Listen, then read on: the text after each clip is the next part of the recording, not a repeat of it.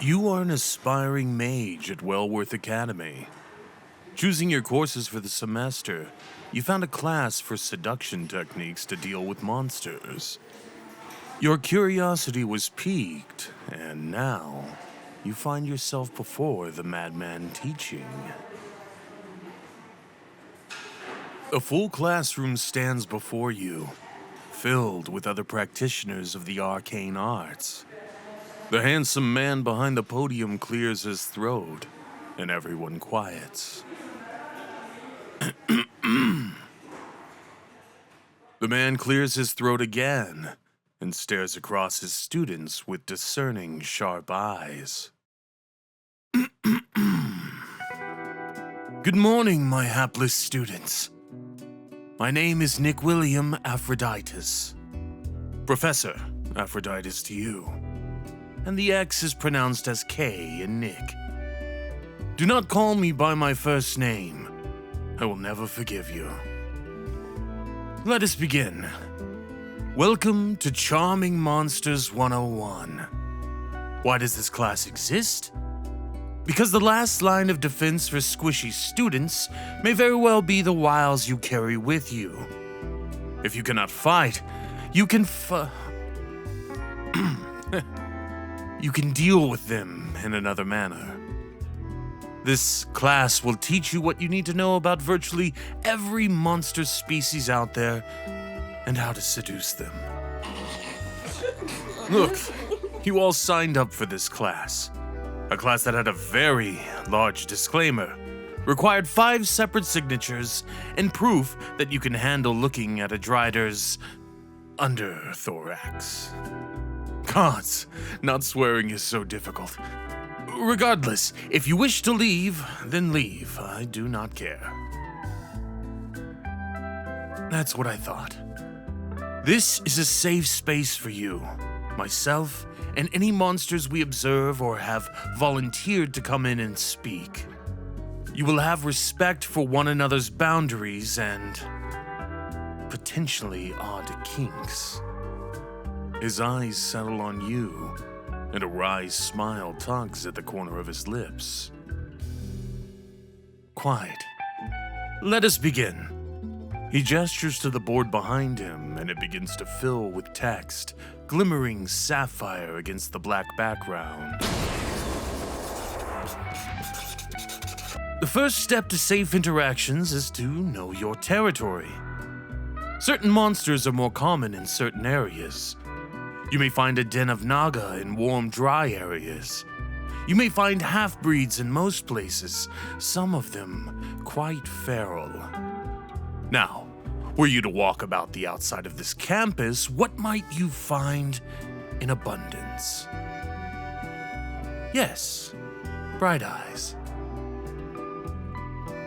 Very good. You would indeed find yourself more likely to encounter a demon. One of their summoning glades is a few miles off in the woods. Granted, they typically come to sightsee or to buy novel human things. A demon, despite its reputation, is more likely to respect your boundaries than others. They will, of course, still attempt to tempt you if they find you appealing. Yes? Yes, tall boy, you are waving your hand. How to rebuff a demon? Oh, you won't want to. Trust me. Not at first. The best thing you can do is remain firm and be able to play the game of cat and mouse they love. Stonewall them, unless you fancy a particularly dangerous shag. He looks at you again, smiling once more. Now, I do have a guest speaker today. Ifan, come on out, and try not to make them swoon. A dragon in human form shuffles onto the stage, a bit bashful looking. His beauty is immense, with golden wings shimmering in the light of the oil lamps. Class, this is Ifan. He is a dragon that has graced us with his more human form. Say, hello, Ifan. Good. Now, let us observe his behavior to certain stimuli. Ifan jumps and growls as Professor Aphrodite slaps his behind once. Muscular backside. He's used to pulling heavy weight, so he'll need to be conscious of lovemaking to a human partner. He could easily tear you in half if not careful. You will wish to avoid getting him too excited. He reaches up and gently grabs one of Ifan's horns, tracing it with his pointer finger. Despite the rough texture, these are very sensitive on the inner curve of the horn. If you meet a dragon with a cracked or broken horn, do not stroke it, no matter how your sympathetic instincts flare up. Always announce intent with a dragon partner. They will not guess your thoughts. They will treat you like a flame they desperately want to burn them.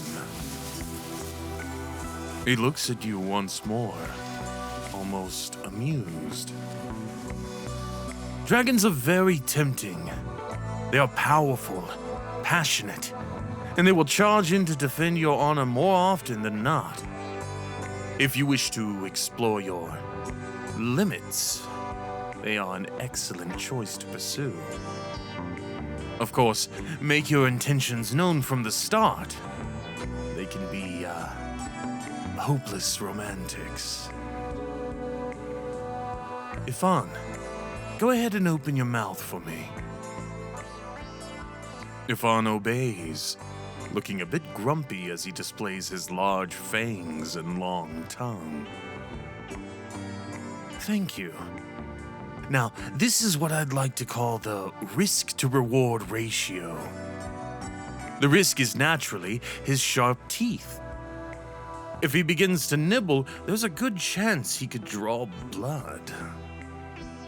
However, the reward is his long tongue, which I am sure you all can agree would come in handy. I say this to impart that you must always remain in control, even if you err on the side of a more submissive mindset. Many monsters out there will try and take advantage. They enjoy having control over a human, and not for the correct reasons. If your instinct of, I am going to die, is stronger than your urges, then you had best listen to said instincts. Ifan grumbles something. Yes, dear, you may close your mouth now. Now, does anyone have any questions for our flustered guest? He glances at you again as the other students ask their questions.